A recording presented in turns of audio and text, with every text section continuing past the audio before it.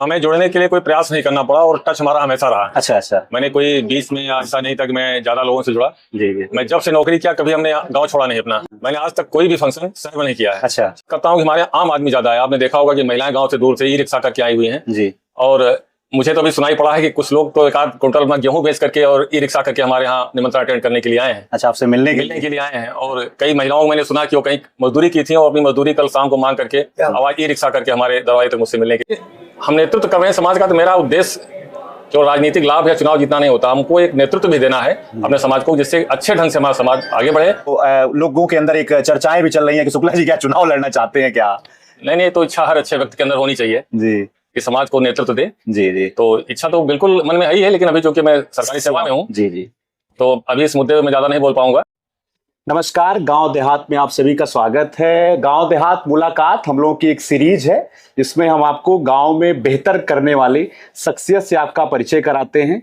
तो हमारी उपस्थिति है अमेठी में, अमेठी के गौरीगंज के पूरब गांव स्थित एक कार्यक्रम में हम लोग हैं और सामाजिक समरसता के लिए पिछले कई वर्षों से यहाँ पर खिचड़ी भोज का आयोजन हो रहा है। हमारे लिए भूपेंद्र शुक्ला जी हैं, आप जोनल कमिश्नर हैं जीएसटी के, और इनका अपना गांव है। अधिकतर सर ये देखा जाता है कि लोग अपने गांव को छोड़कर सेवा में रहते हैं, बाहर रहते हैं, गांव से उतना ज्यादा उनका जो है टच नहीं बन पाता है। आपकी ओर से ये पिछले कई सालों से कार्यक्रम किया जा रहा है, तो इससे लोगों से जुड़ने का भी मौका मिल रहा होगा।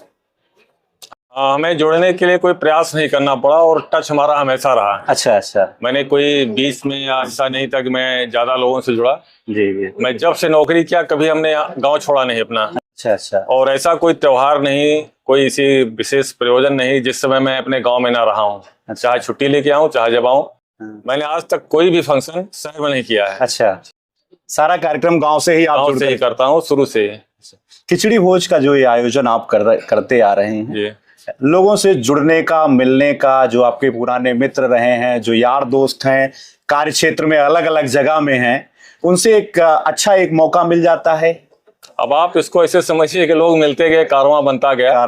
मैं बहुत छोटे स्तर पे इसको शुरू किया जी। पूरब गांव हमारी छोटी सी बाजार है जी, वहीं पे हमारे साथ के कुछ लोग इसको स्टार्ट किए, इसमें मैं भी शामिल रहता था जी। लेकिन जब बहुत ज्यादा बढ़ने लगा, 7-8 साल पहले स्टार्ट हुआ, अच्छा, तो उन्हीं लोगों ने सलाह दिया कि आप अपने दरवाजे पे करिए, यहाँ सड़क पे जगह कम पड़ जाती है। तो जब हमने यहाँ पे शुरू किया तो इतना फैल गया हमारा कार्यक्रम जी। और हमें लगता है कि इस साल तो इतना बड़ा हो गया कि मुझे खुद घबराहट हो रही है कि अच्छे से निपट जाए। नहीं बिल्कुल, अभी मैं देख रहा हूँ कि लोग अलग अलग जिले से, अलग अलग जगह से यहाँ आ रहे हैं और आपसे जो है उनका अपना जुड़ाव है, इस वजह से यहाँ पे पहुंच रहे हैं जी। खिचड़ी का कुछ ऐसा उद्देश्य है या लोगों से मिलने का ही? नहीं, ऐसा कुछ नहीं, बस केवल लोगों से एक भेंट मुलाकात करने का प्लेटफॉर्म देना, जिससे कि आम आदमी जी, मैं कोशिश करता हूँ कि हमारे आम आदमी ज्यादा है। आपने देखा होगा कि महिलाएं गाँव से दूर से ई रिक्शा करके आई हुई है जी।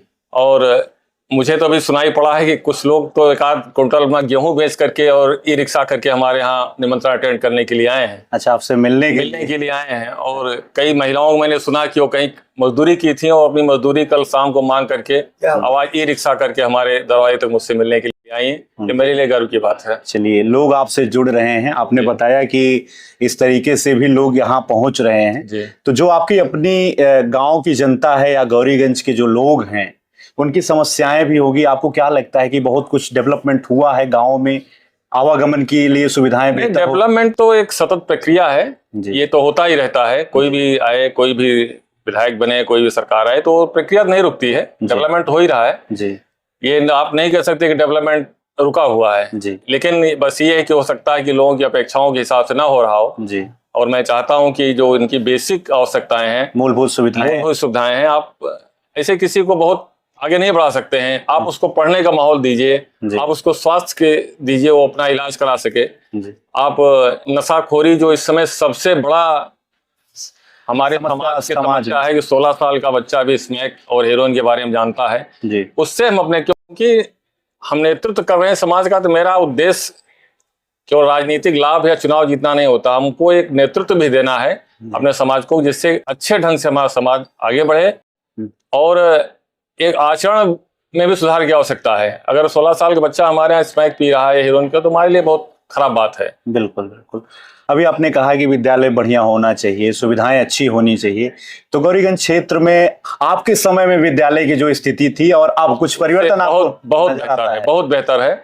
और मैं जब पढ़ता था तब एक ही इंटर कॉलेज था, आज तो हमें लगता है कि कई inter college, degree college, GGIC, GIC, बहुत डेवलपमेंट हुआ। राजीव गांधी नवोदय विद्यालय है, राजीव गांधी साइंस कॉलेज, खासकर आपके रोड पे पूरा जो है समझिए कि मुख्यालय आ गया है। हाँ, लेकिन आप ये देखते होंगे कि स्वास्थ्य की सुविधाएं बढ़ी हैं, नर्सिंग होम बढ़े, बिल्कुल बिल्कुल, हॉस्पिटल, कम्युनिकेशन के साधन बढ़े, बिल्कुल, और शिक्षा के क्षेत्र बढ़ा जी, लेकिन क्वालिटी गिरी, गुणवत्ता में कमी आई। आज हम अपने अध्यापक का वो सम्मान नहीं कर पाते जो हम लोग करते थे, आज के बच्चे सम्मान नहीं करते हैं। हो सकता है कि अध्यापक में भी कुछ कमी आई। जी जी। और इसी तरह डॉक्टरों में भी उस सेवा का वो भाव नहीं रहा जो पहले हुआ करता था, बल्कि इतने नर्सिंग होम खुल गए, सब कुछ हो गया। आज आपके पास मोबाइल फोन है, आप खेत, कभी हम लोग कल्पना नहीं करते थे कि खेत में बैठ करके लोगों से बात हो जाएगी। बिल्कुल, लेकिन दिलों के बीच में दूरियां बढ़ी हैं इससे, मतलब एक तरीके से देखा जाए दूर, इससे मैं करीब आने का जो भौगोलिक दूरियां कम हुई लेकिन दिल की दूरियां बढ़ी हैं, ये कमी आई है। जिसमें पहले आता था ना लिखने के लिए कि विज्ञान के क्या दोष है, निबंध, अभिशाप या वरदान, तो वरदान तो है ही है। जी जी। आप यहाँ एक सेकंड बैठ के अमेरिका में आपके घर का कोई व्यक्ति बैठा हुआ है, बात करके बहुत बड़ी बात है।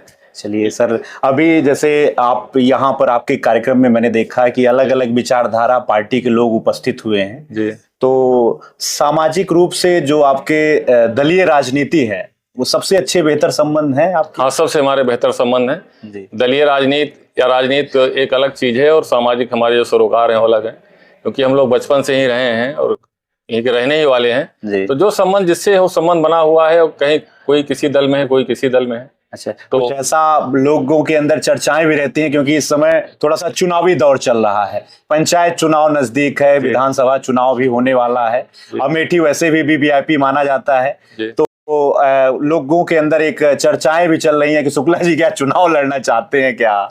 नहीं, तो इच्छा हर अच्छे व्यक्ति के अंदर होनी चाहिए जी, कि समाज को नेतृत्व दे।